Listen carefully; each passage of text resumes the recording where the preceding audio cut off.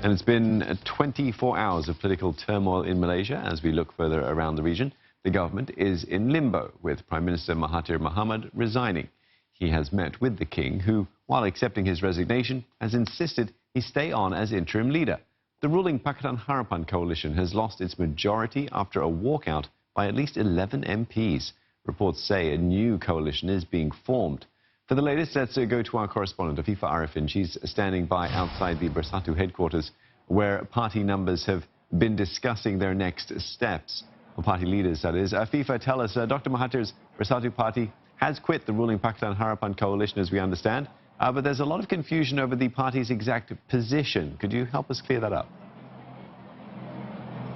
That's right. I'm here outside Bersatu's headquarters, where its leaders have convened for an emergency meeting, the second time in just as many days, to really discuss all of the shocking political developments that have taken place in the last 24 hours. Now, earlier today, we know that the party's president, Muhyiddin Yassin, released a statement saying that Bersatu will be leaving the Pakatan Harapan coalition. But that statement did not explain why the party has decided to do so. We also know that the statement says all of the Bersatu MPs will continue supporting Dr. Mahathir as Prime Minister. But when Dr. Mahathir announced his resignation earlier today, he also decided to step down as chairman of Bersatu. Now, some of the top leaders were spotted entering this building for a closed-door meeting for about 2 hours ago. This includes the party's president, Muhyiddin Yassin, its deputy, Mukhris Mahathir, who is also the son of Dr. Mahathir Mohamad, as well as the party's youth wing chief, Syed Saddiq. Dr. Mahathir, however, remains nowhere to be seen. Now, all of this political turmoil really began unfolding yesterday as several MPs across the political spectrum from parties including Bersatu, as well as some MPs from PKR and the opposition UMNO, PAS, MCA and MIC gathered at Sheraton Hotel to discuss the idea of forming a new coalition that could form the majority of seats in Parliament. Now, whether or not that new coalition is actually formed, well, that's something that remains to be seen.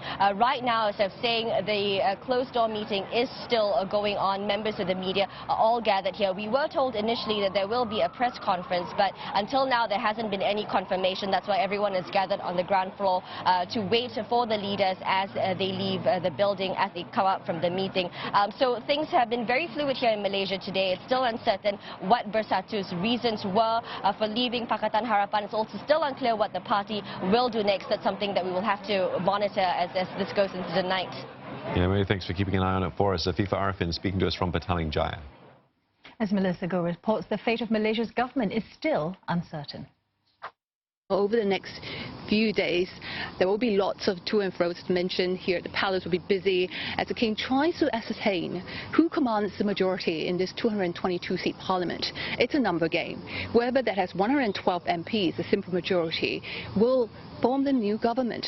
So it's a lot of horse trading, they said, but I haven't seen any evidence of it because there's a lot of talks been going on that this few days, in fact, leading to the beginning of Parliament session in March, there will be lots of speculations that will never end. And in fact, we are hearing also that Dr. Mahathir himself will be giving a news conference perhaps soon to announce his decision as to Bersatu, whether they will be able to form the coalition together and maintain the current structure of the cabinet as we know it right now.